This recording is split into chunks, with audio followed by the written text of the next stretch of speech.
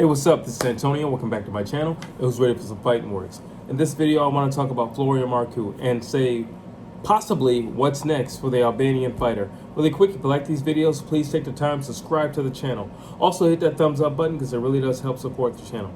Now, without further ado, let's talk about this. What's next for Florian Marku? He had a great win over Dylan Moran. Didn't last very long. I was really interested to see how he was going to look. He was gone for quite some time. He had a little surgery. But I was, curious to see how he's going to look physically. He did look big. He did look strong. He always looks strong, so it doesn't say a whole lot. He's always aggressive, so that didn't say a whole lot. But the fight didn't last half as long as I said it would. I said like around round 5, and it was less than that. So, but listen, that's neither here nor there. It's not a recap video. Question is, what's next? And I got 3 people that I think would be good opponents for Florian Marku.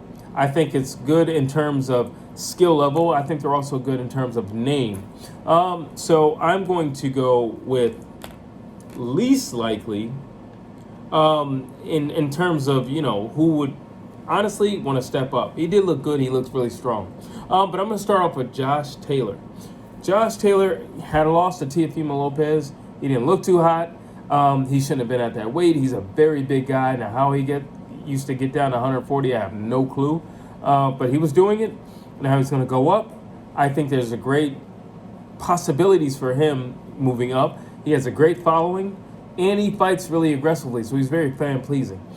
Now, when I match him and Florian Marku, I think this is a phenomenal fight because both of them have the same mentality. Both of them have fiery tempers. Both of them are not trying to back up. Both of them are just naturally big guys. And I think it would be a great fight. Now, I do see Florian Marku winning. Josh Taylor hasn't really looked that great since the Regis Prograis win. He just hasn't looked great at all, to be honest with you. And I think people, I don't want to say people, but I feel like a lot of guys just kind of have his number. He's not great at adjusting. He's pretty much going to do the same thing the whole entire night. And him moving up, I don't think he's going to be a weight bully or anything like that. And I don't think he can kind of just stand in a pocket the way he used to do at 140 pounds. So I think it'll be a very interesting fight. Again, I think it'd be a very fan-pleasing fight. I could see this being Gotti Ward 1. But outside of that, I don't see Josh Taylor winning. I could actually see Josh Taylor getting knocked out, actually. Listen, if Teofimo Lopez can hurt you, Florian Marku can put you in the dirt. All right? He hits hard. He has a great jab, and he's consistent with the jab, and he can work his way in, and I think he can out-muscle most guys, especially at that weight class. So I think that's a great matchup. Now, the likelihood of it, who knows? It's boxing. But I think it's a great matchup. And like I said, Josh Taylor is moving up anyway, and he needs some competition. And I don't think Florian Marku is the creme de la creme, but I think it's solid competition of both ends. That's what I think. Keep in mind, Florian Marku was gone for a while. I felt like he needed more rounds under his belt. Unfortunately, with the Moran win, he didn't get more rounds. I'm happy that he got that, an easy victory. But nonetheless, you need rounds. You need rounds to test yourself. You need rounds to improve in your skill. You need rounds for everything. That's the greatest teacher, rounds and experience. And unfortunately, that fight didn't give him a whole lot of experience. Now, who's next? I have an American. I have Adrian the Problem Broner. Adrian the Problem Broner has had tons of difficulties in the last few years, to be exact. In his comeback fight, he did not look that great. Did he win? Yes, he won. Was he busy in the fight, which has always been a critique for Adrian Broner? Yeah, he was busy, but he was busy against a guy who wasn't punching back most of the time, or just kind of covering up and just backing up.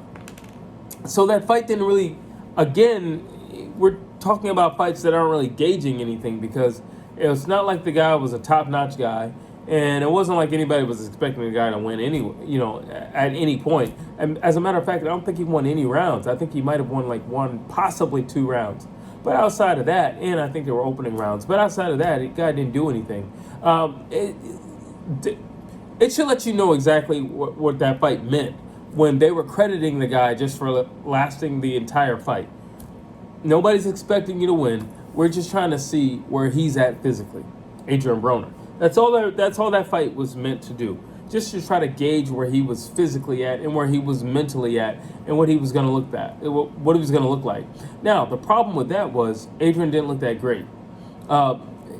One of the things that Adrien has always been regarded for was his speed. There was no speed in that fight. There was no pizzazz or anything. Adrien just kind of walked upward and straight at his guy. There was no cutting off the ring. There was no really anything. It was more of chasing, and it was a slow chasing. So he didn't look great. He got some rounds under his belt. He needed rounds under his belt. But again, he didn't look great.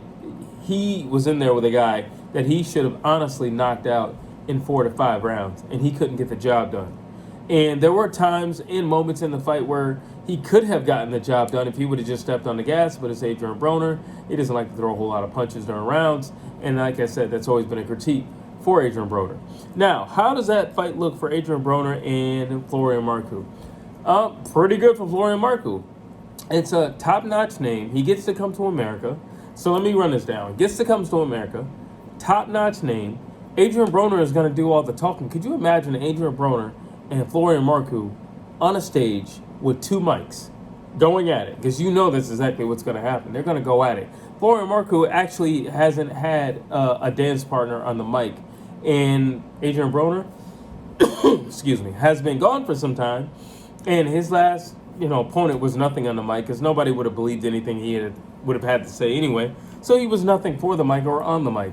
But you look at a Florian Marku, who's just had a knockout win. Yeah, he would have something to say. Yeah, he's riding high, and yeah, he's always had a bit of a buzz. And I think him coming over to the American market would be great. Kind of cementing his name with a top-notch name. Now, is Adrian Broner a top-notch fighter anymore? No, but he's a great B-plus fighter. I think he's a good gatekeeper. And I think you could definitely gauge where somebody is if they were to fight Adrian Broner. I'm not saying that Adrian Broner is going to push Florian Marku to the limits or anything like that. Most certainly not. I don't believe he has that in him anymore. But I think it would be a competitive fight for at least, maybe 5-6 rounds. I don't foresee Florian Marku finishing Adrian Broner. Adrian Broner has always been, at least with me, regarded for his chin. Everybody talks about the Marcos Maidana knockdown, but they forget the part where he jumped right back up and was ready for war and got right back in his face and wanted to get his lick back. That's what they're forgetting. So Adrian Broner is built for war. Adrian Broner, it doesn't shy away from a fight. And I think it would be a fight. I think it's probably the most sellable fight on the list that I have right here. Just because of Adrian Broner knowing how to sell a fight and being comfortable with being the villain. And then, him already having a fan base. And Florian Marku, there's a lot of Albanians in America. So just imagine if he were to come over here and do this fight. I do have him winning. I definitely think it would be a unanimous decision, but I definitely have him winning. And I think he can put Adrien Broner in a lot of tight spots. Now, last but not least, I have Conor Benn. Now, here's the thing. Conor Benn has been cleared and so-called exonerated of all charges and all, accusations. Typically, guys who have deep pockets kind of get that when these types of results come out about them. What do I think about that? I don't have much to think about it. Listen, if he's been exonerated and the reality is you're not doing anything about anybody else or anybody with a name. Let's see if Robert Helenius gets the same treatment as Conor Benn. I don't know. Probably not. But what do I think about Conor Benn taking on Florian Marku? This is what I do know about these two. They have history. And Florian Marku has wanted this fight for at least 3 years. So this could be really interesting. Interesting on the mic, interesting in terms of marketing, and interesting in the actual fight. Now, the problem with this would be these accusations came out about Conor Benn, so we would have to see how he looks. Now, is he going to look the same way? I don't know. Is he going to fight the same way? I don't know. There's a lot of question marks about him because all your wins, did you win those honestly? And you can say he was exonerated, but the fact of the matter is it was brought up. And now we have to always mention, were those honorable wins when we mention Conor Benn? And I don't know. I can only go by the talks of the people whom he's fought, in which they would say, some people say he didn't hit that hard prior. Some people say there's no way he's hitting that hard. A perfect example are Chris Algieri. And he was like, there's no way he's hitting that hard. There's no way he's hitting harder than some of the opponents that I faced in the past who couldn't knock me down. And this guy can hit me with one punch and floor me? There's no way. So, I don't know. But now let's just look at the style matchups between Florian Marku and Conor Benn. Conor Benn has been gone, and Conor Benn has been training, but Conor Benn has been gone. Florian Marku did look sharp in that fight with Moran, and he's been gone. They kind of been gone about the same amount of time, I actually think. But who would I think would win? So here's the thing. Prior to the test results for Conor Benn, I would have said Conor Benn. But now I don't know. I don't know, because I don't know if I can trust those wins that happen. I really don't know. There's a question mark there. And I would have to give it to the guy who's proven himself, and it continually proves himself, and has never had any question marks in terms of his wins. Florian Marku. I also think that Florian Marku hits harder than Conor Benn. So again, and that's with help. Okay? So I don't know. But I would steer my reins toward Florian Marku. I think it's a great fight. I think it's a big fight for the UK. Florian Marku has a huge following in the UK. Conor Benn has a huge following in the UK. And that last name, Benn, in itself holds a lot of weight. And you put those two together. Now, you also put those two on a stage, because Florian Marku, one thing you got to say about him, he doesn't shy away from controversy. And you better believe, if you put him on a stage with Conor Benn and a microphone, these test results will be brought up. Believe me, they would. And if I know Conor Benn, and I know him pretty well, he's got quite the temper. And it would make for quite a compelling fight. But at this moment, I would still have to go with Florian Marku. There's no question marks next to his name. So there you have it. Those are the three names that I think would be best for Florian Marku for next opponents. I have Josh Taylor, I have Adrian Broner, and I have Conor Benn. Drop your thoughts down below. Tell me what you think. Do you agree with my list? Do you agree with my list in saying that Florian Marku would beat all three of these opponents? And do you also agree that they would be fun fights to watch? Drop your thoughts down below. As always, please like, please share, please subscribe to this channel.